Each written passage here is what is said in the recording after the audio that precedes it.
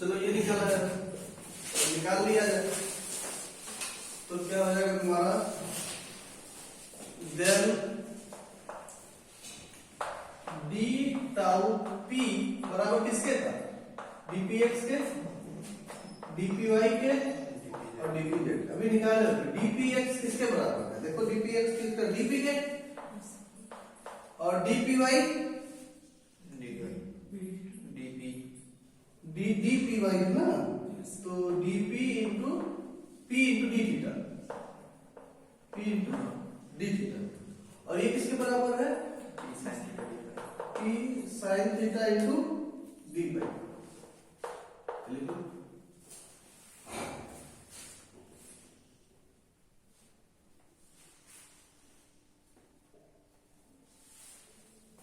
ये कितना हो जाएगा, देखो जी 2p है ना, कितना देगा p स्क्वायर, ये sin थीटा d थीटा और d फाई। देखो कुछ छूट तो नहीं है, देखो कुछ छूटा तो नहीं है, अरे p स्क्वायर हो गया, sin थीटा d थीटा और d phi, p square dp sin theta d theta और dp भी तो है, हाँ तो यहाँ पे dp भी है, dp d थीटा और तो थोड़ा सिस्टमेटिक कर लो, तो d टाउ p बराबर हो जाएगा p स्क्वायर dp एक साथ हो जाए और sin थीटा d थीटा एक साथ हो जाए और d फाई एक साथ हो जाए, sin थीटा ये d थीटा हो जाए, तीनों अलग अलग हो गए ना, rp और थीटा और पाई का कोऑर्डिनेट, ये p square dp sin theta d theta और d फाई वही चीज है, और थोड़ा सा सिस्टमेटिक कर दो।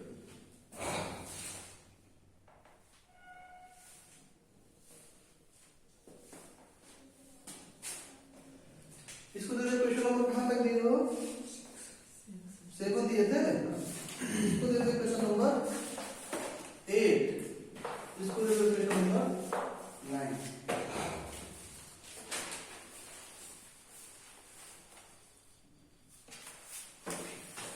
अब लिमिट लगाओगे, ठीक है, कौन कौन सी लिमिट लगाओगे, p वाली कौन सी लिमिट लगाओगे, 0 से p तक, थीटा की लिमिट कहां से कहां तक लगाओगे, 0 से थीटा तक, और फाई की लिमिट कहां से कहां तक लगाओगे, 0 से 2 पाई तक। नेक्स्ट लाइन से लिखो, now the volume of the momentum space,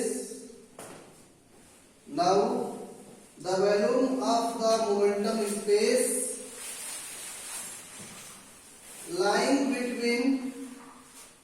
lying between lower and upper limit, lying between lower and upper limit is given by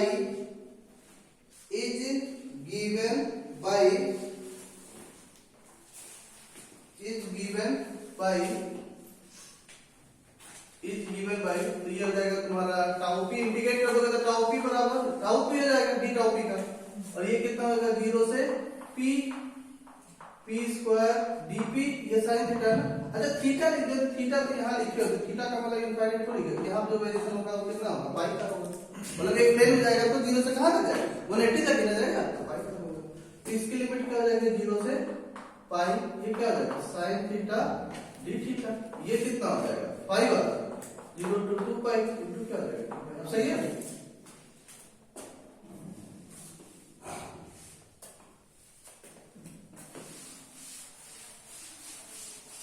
और ये याद रखना कि थीटा क्या है, किसके साथ एंगल बनाता है, याद रखना हमेशा कि जो थीटा है ये किसके साथ एंगल बनाता है स्फेरिकल पोलर कोऑर्डिनेट सिस्टम में, z एक्सिस के साथ, और जो फाई है ये किसके साथ एंगल बनाता है, x एक्सिस, तो कभी भूलेगा नहीं थीटा कहां है और z एक्सिस का फाई क्या है, ठीक है। और जो p है ये क्या है, पोजीशन वेक्टर है, जैसे हम लोग वहां पे r लिखते थे ना पोजीशन वेक्टर, r बराबर क्या लिखते थे, x i cap plus y j cap plus z k cap, यही कोऑर्डिनेट लिखते थे पोजीशन वेक्टर का, x y z वाला था, सेम उसी तरह वहां पोजीशन r की जगह पे यहाँ क्या है p, बस इतना ही है, क्योंकि हम लोग जो बात कर रहे हैं किसकी बात कर रहे हैं, मोमेंटम स्पेस पे मोमेंटम की बात कर रहे हैं, ठीक है। तो ये लिख लो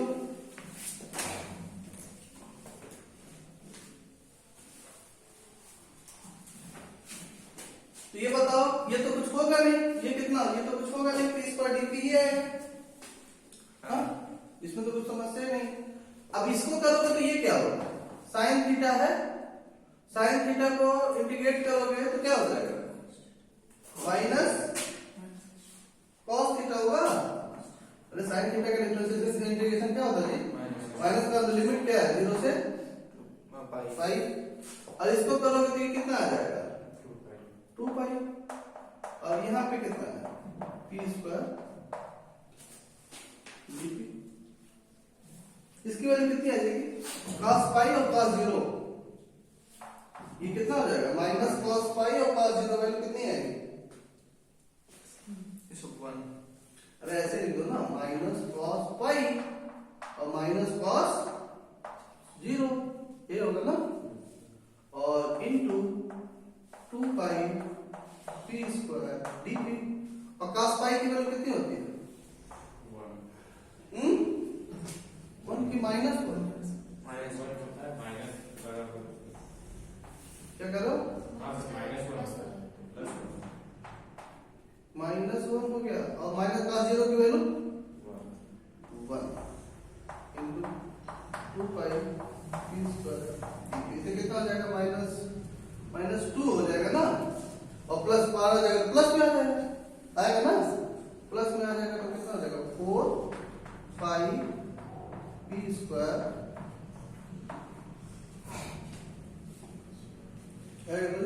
पहले उससे करेंगे ना, क्या करो, प्लस 0 प्लस cos 0 होगा, क्या करो, प्लस 1 होगा। कहाँ, नहीं वो 0 ही होगा सर, लेकिन वो ब्रैकेट से पहले लेंगे तो माइनस माइनस प्लस हो जाएगा उसके बाद यहाँ पे। अरे ये माइनस माइनस प्लस हुआ, +2 हुआ, और ऊपर बाहर, सॉरी, तो उससे पहले होगा ना, ब्रैकेट दोनों में लगेगा। अच्छा ये ना करो, हाँ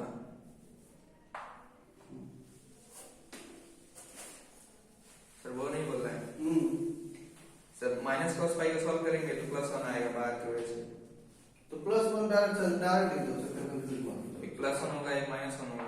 +1 हो तो ये क्या क्या cos 0 का माइनस नहीं जी, सो वही वो +1 और वो -1 0 हो जाएगा। cos पाई का कितना होता है, अरे cos 0 का 1 होता है, वो उस साइड में जाओगे तो -1 आएगा ना, अंडरस्टूड है ना, एक तरफ जाएगी इधर आओगे तो प्लस आएगा, उधर जाओगे तो माइनस आएगा, आगे साइन पहले से माइनस है ही, इसका आएगा -1 आ जाएगा, माइनस फिर है, cos 0 का फिर 1 है, इसमें क्या कंफ्यूजन है, ये -1 कितना हुआ, -2 और प्लस, और उसके आगे माइनस है, ब्रैकेट खोलोगे तो माइनस माइनस क्या हो जाएगा, प्लस 2 हो जाएगा, तो 2 × 2 पाई 4 पाई स्क्वायर 4 पाई पी स्क्वायर, समझ गए। ये किसकी वैल्यू है, टाउ टी, इसको दे दे क्वेश्चन नंबर 10।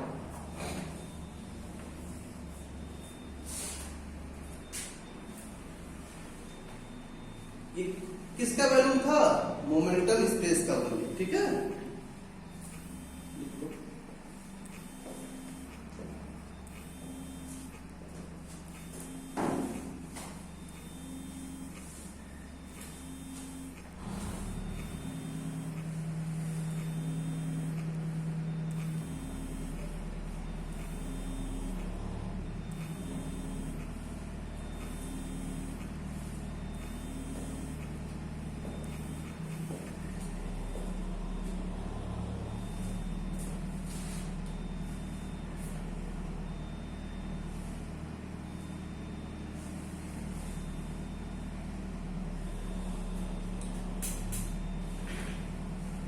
यहां तक हो गया, लिखो, this is the volume of the, this is the volume of the momentum space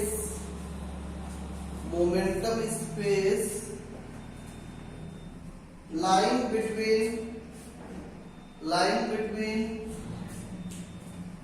P and P plus dpx px plus d line between को p and p plus d p plus dp x और y z है generalise मेरी तरह, ठीक है। Line between p and p plus dp full stop. it is equal to the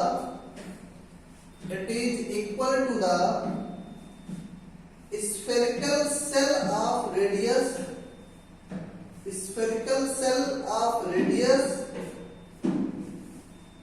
small p and the thickness dp d small p full stop। hence the volume of the phase space lying between momentum small p and p plus dp is given by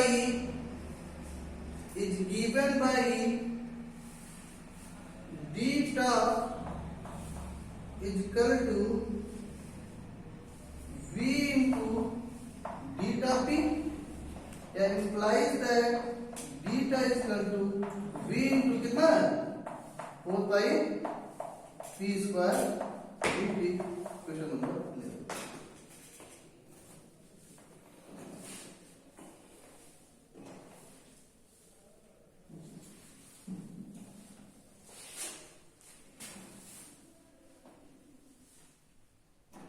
This is the required expression. This is the required expression for volume of the. This is the required expression for volume of the phase space. Volume of the phase space lying between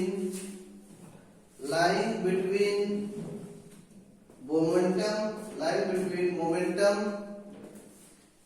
p and p plus dp, p and p plus dp, ठीक है।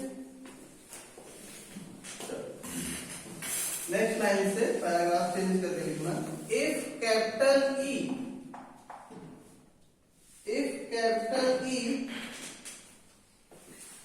with the energy corresponding to linear momentum p,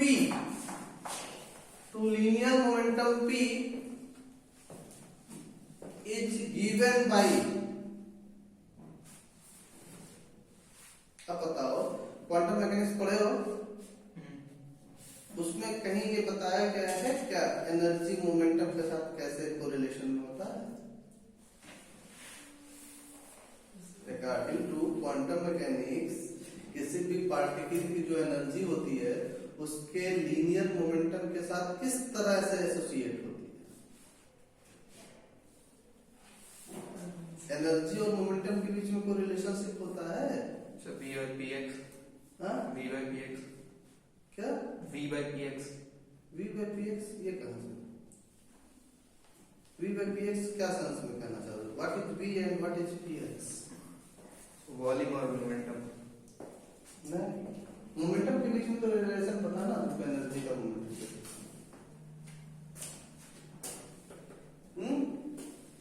ये relation नहीं पढ़े हो?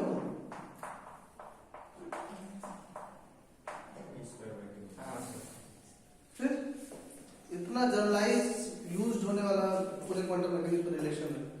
ये energy है ना, वो लीनियर मोमेंटम, एनर्जी का लीनियर मोमेंटम के साथ रिलेशनशिप होता है अकॉर्डिंग टू क्वांटम मैकेनिक्स। लिख लो एज करके लिखे हो ना, E बराबर p स्क्वायर बाय 2 इसको इक्वेशन नंबर दिए कितना दिए? 10 दिए थे, 11 दिए थे, 11 दिए चुके थे इक्वेशन नंबर 12। तो तुमको चाहिए क्या? p और dp, ये ना चाहिए। तो यहां से अगर p स्क्वायर निकालो तो कितना हो जाएगा? E इंटू 2u, और यहां से अगर p निकालो तो क्या हो जाएगा? e के पावर 1/2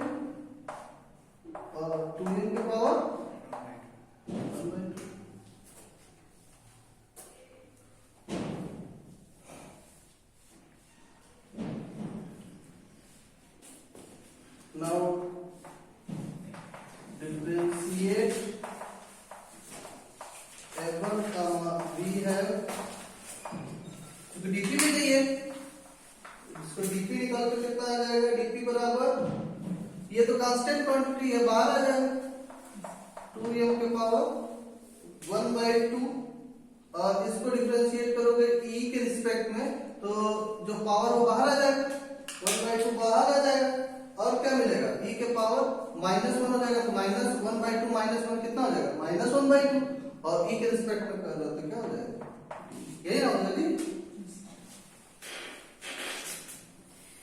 इसको दे दो इक्वेशन नंबर 13, इसको दे दो इक्वेशन नंबर 14।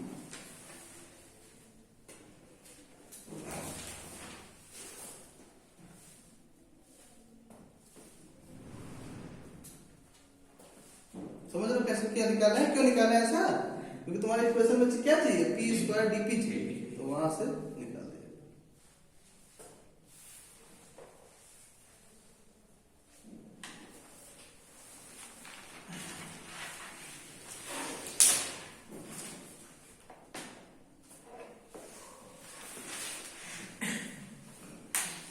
हो गया, लिखो। Now using equation 13 and 14, now using equation 13 and 14, comma, we get the volume of phase space. We get the volume of phase space lying between energy E and E plus dE is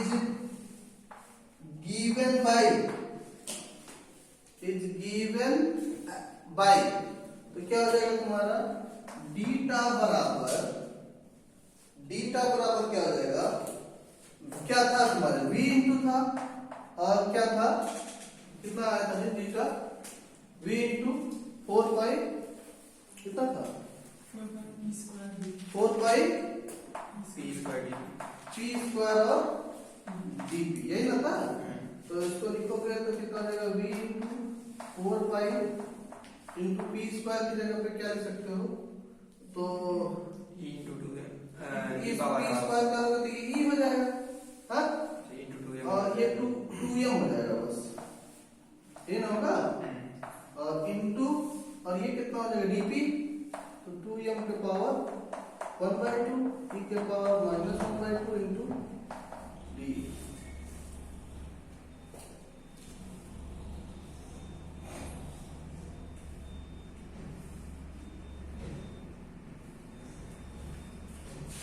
ऐसे तो अच्छा नहीं लग रहा है, थोड़ा systematic इसको कर दो, तो कुछ छूट रहा है जी, 1/2 भी तो था में, यहाँ पे 1/2 था ना, ये देखो 2 से 2 कैंसिल आउट, ये देखो ये भी 2m है, ये भी 2m एक जैसा दिख रहा है ना, इसको थोड़ा सा अलग कर लेते हैं, एक साथ कर लेते हैं, जो एक जैसा दिखे उसको एक साथ, तो कितना हो जाएगा तुम्हारा, डीटा बराबर एक्चुअल में कितना आ जाएगा, ये v है, तो v इंटू, और ये कितना कट गया, 2 हो गया, 2 पाई इंटू e, ठीक है, और ये देखो 2 के m के पावर 1 है, यहाँ 1/2 है, तो 1 प्लस 1/2 कितना आ जाएगा, 3/2 इंटू 2m के पावर 3/2, ठीक, ये भी कैंसिल आउट हो गया, और ये क्या हो जाएगा, e के पावर -1/2 इंटू d, क्या है, ये भी देखो e के पावर 1 और e के पावर -1/2, 1 -1/2 कितना हो जाएगा, 1/2, तो तुम्हारा हो जाएगा डीटा बराबर 2 pi v 2m power 3/2 e के power 1/2 into de। Question number दे दो, कितना दिए उसको, 14, इसको दे दो 14।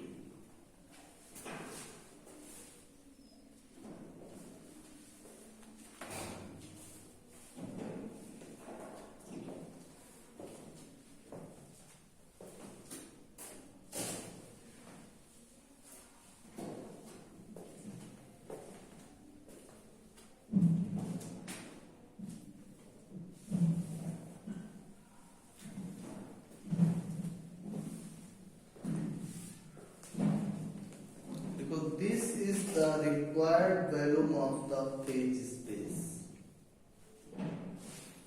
This is the required volume of the phase space lying between energy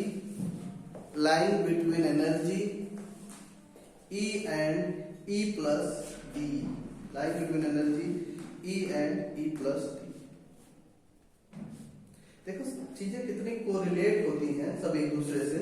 तो याद करो कि जब तुम लोग वो पढ़ते थे, क्या कहता है, बीएससी सेकेंड ईयर में जो इलेक्ट्रॉनिक्स पढ़ते थे, तो वहां पर सेमीकंडक्टर फिजिक्स जब पढ़ते थे, और वहां पर जब तुम लोग कंडक्शन बैंड और बैलेंस बैंड का कॉन्सेप्ट बैंड थ्योरी से निकाल के लाते थे, तो एक लंबा चौड़ा डेरिवेशन तुमसे एग्जामिनेशन में पूछा जाता था कि कंडक्शन बैंड में इलेक्ट्रॉन के होने की क्या प्रोबेबिलिटी है, बैलेंस बैंड में होल के होने की क्या प्रोबेबिलिटी है। तो उन पे डेरिवेशन आता था प्रोबेबिलिटी निकालने के लिए। जब करने जाते थे तो पता चलता था जैसे कंडक्शन बैंड में इलेक्ट्रॉन के होने की क्या प्रोबेबिलिटी है निकालने के लिए जाते थे, तो तुमसे पहले कहा जाता था डेरिवेशन को करने के लिए तुमको कुछ 3 एजम्पशंस हैं, उन एजम्पशंस को ध्यान में रखोगे तभी ये हो पाएगा। पहला एजम्पशन कंसीडर कराया जाता था कि वहां पर जो इलेक्ट्रॉन्स यूज कर रहे हो, इलेक्ट्रॉन का जो मास होगा वो 9.1 × 10⁻³ किलोग्राम के अप्रोक्सीमेट बराबर होगा। पहला तो ये एजम्पशन एज्यूम कराया जाता था। दूसरा एजम्पशन एज्यूम कराया जाता था अकॉर्डिंग टू क्वांटम मैकेनिक्स, जो उसकी फेज की वैल्यूम होगी वो लिखा जाता था 2m⁻³ 2v × 10⁻⁴ होता था। फिर उसके वैल्यूम का निकालता था तो वहां, और फिर Fermi Dirac distribution function use होता था, FEDE बराबर 1/1 + एक्सपोनेंशियल E - EF/kT। इस तरह से ये 3 बोल लिया जाता था। अभी ये तीनों याद रखो, ये कैसे आया ये चीज ध्यान रखो।